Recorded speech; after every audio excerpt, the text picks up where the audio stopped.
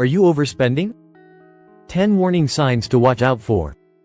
1. You don't have a budget. The cost of living can be high at times, but the key to financial stability is ensuring that the amount of money you earn is greater than what you spend. When you add up all your fixed and variable expenses like rent, food, phone bills, and gym memberships, the total should be less than your monthly income. Managing the money that comes in and goes out can be a challenge, especially for people with irregular income like contractors and freelancers. Finding your base income by looking at what you've done previously would be a great starting point so you can decide the limit for your expenses. Only 32% of Americans keep a formal budget, which means a huge percentage spends without a plan. You don't have to be very hard on yourself when creating your budget. As long as you know what goes to things like groceries, entertainment, and the like, you're good. A budget ensures that you'll pay your bills now and not later. It also allows you to set long-term goals like saving for a down payment on a house, putting aside money for your children's college education or retirement. It prevents you from overspending because you've already planned how much you can spend in each of your spending categories. 2. You're trying to impress your friends. If you're buying a ticket for every festival or every happy hour because your friends are doing the same, then this is a sure sign that you're spending more than you can afford. Some of us suffer from keeping up with the Kardashians or the Joneses. It's very likely that you don't know what your friend's financial situation is, and assuming you can afford something just because they can or doing it to look good in their eyes is not the right path. It's believed that at least 40% of millennials overspend to keep up with their friends, and 2/3 of them feel remorse for the purchase after spending more than they had planned in a social situation. The tendency to overspend when going out with friends is not limited to just one generation. Researchers seem to think there aren't many differences between older generations. It's interesting to note that this is not just a socio-economic phenomenon. The temptation to overspend cannot be overcome. Robert Frank wrote in his book, Richistan, that 20% of families with between $1 million and $10 million in wealth in 2004 spent all their income or more in a frenzied race to keep up with their new friends who have more money than them. This simply demonstrates that, regardless of generation and net income, the temptation to overspend in an attempt to keep up with our friends and their spending habits is common to all of us. Before moving on to the third signal, I'd like to thank Skillshare for sponsoring today's video. Skillshare is a platform where you can access thousands of courses full of information. You can literally get lessons on topics like finance, photography, drawing, and much more. If you're looking to keep boredom away, focus on self-care through creativity, or join a similar creative community, Skillshare is the place to keep learning. A course I particularly liked is YouTube Success, Script, Shoot, and Edit with MKBHD. If you've been on YouTube for a while, you might have watched a couple of tech videos or phone reviews, so you're probably familiar with Marcus Brownlee. He's a fellow YouTuber with a huge following who creates videos in the tech field. In the course, Marcus will guide you step by step through every stage of his YouTube content creation process, from script writing and storyboarding to shooting and editing. If you've ever wanted to learn how MKBHD makes his videos, then this is definitely the course for you. So, if it's something that excites you, then you should try it. Therefore, the first 1,000 people who use the link in my description will get a free trial of Skillshare Premium, and after that, it will only cost around $10 a month. 3. You're not saving. Saving for retirement and big expenses should always be part of your budget from your first paycheck. Sometimes we convince ourselves that we can't save because we don't earn enough or the bills are too high, but the most likely reason is that we spend too much.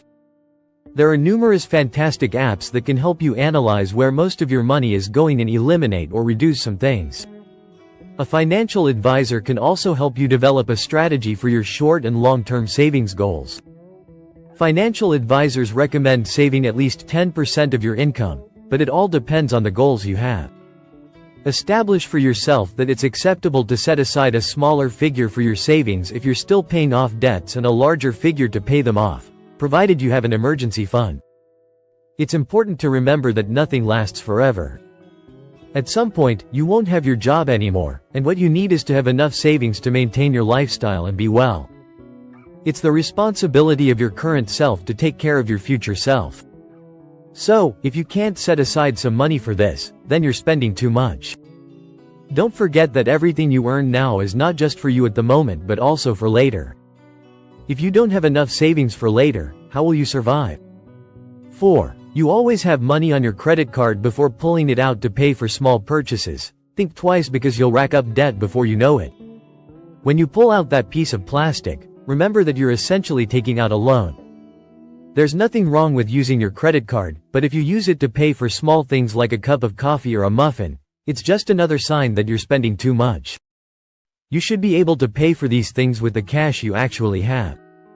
If your credit card balance is more than you can pay at the end of the month and you're incurring debt, you should postpone any purchases until it's paid off and lower your credit card limit while you're at it. Making minimum payments on your credit cards or loans only keeps you in debt for a very long time. You should always pay more than the minimum payment, regardless of how small it is. If you can't pay more than the minimum, you probably shouldn't have gotten into debt in the first place.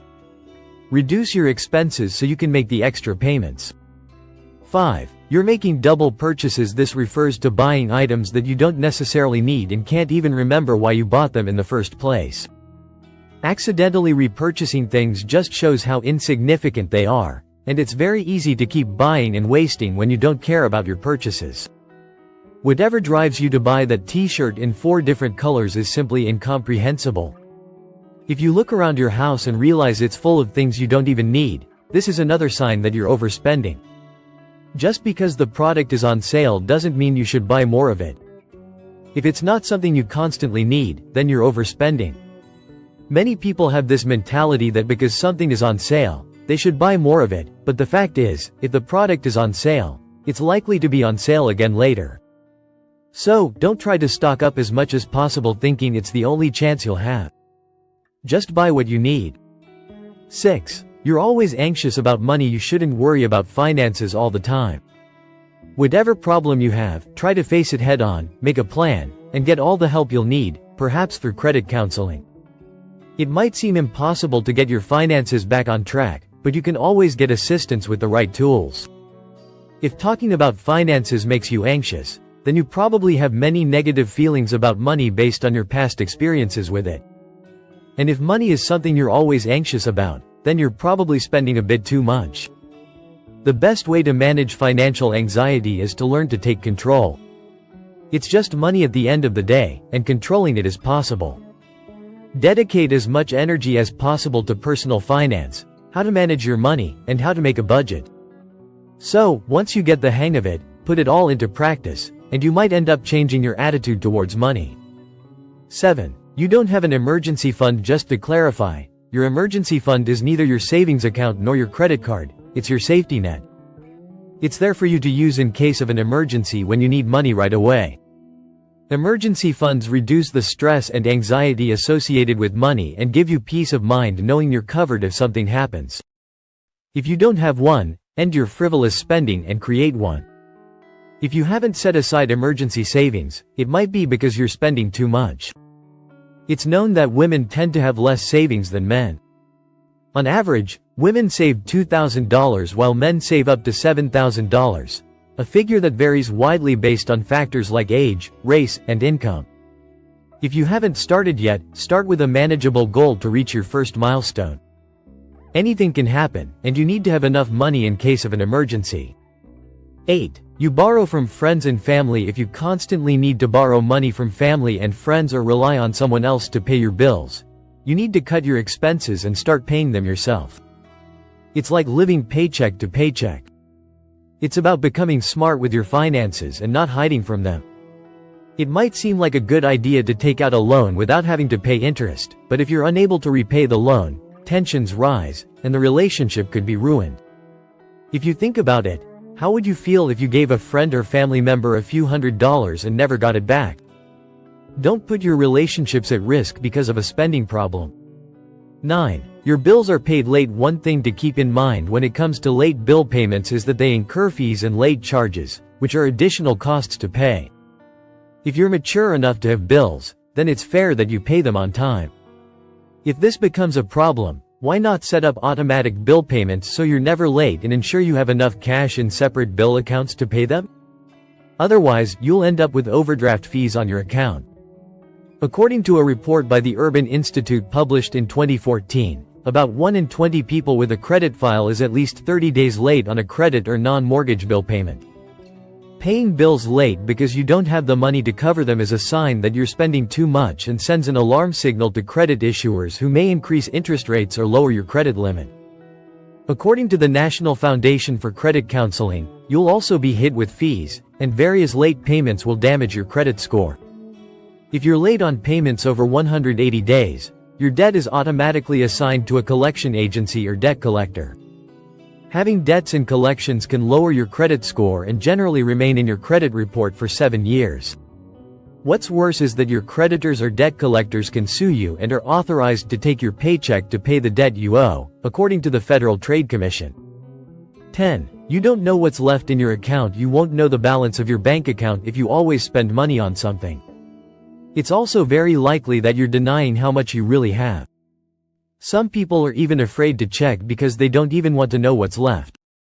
But checking helps you limit your spending. Some people argue that bank balances can be misleading. They don't show the full picture, like the fact that rent is due in a few days or monthly internet bills are around the corner.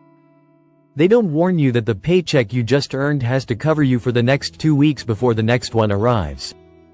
This means that every payday, the high number on your bank account makes you feel rich, and you immediately start ordering things online and taking your friends out, only to end up eating cereal for dinner. And instead of doing something about it, the cycle continues.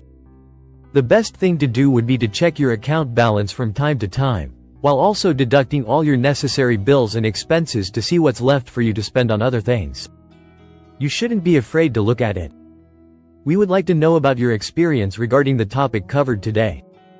Share it with us in the comments, and if you have any questions, do not hesitate to ask them. We will gladly respond. Your like would be a source of satisfaction for us, and of course, do not forget to subscribe to the channel so you don't miss the upcoming publications.